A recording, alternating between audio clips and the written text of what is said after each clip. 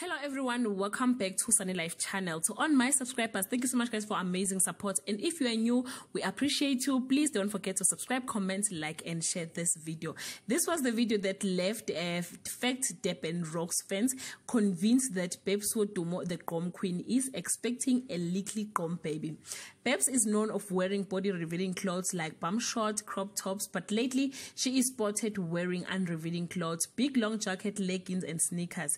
The other group of fans claims it's Babes' waist bag that makes her looks pregnant.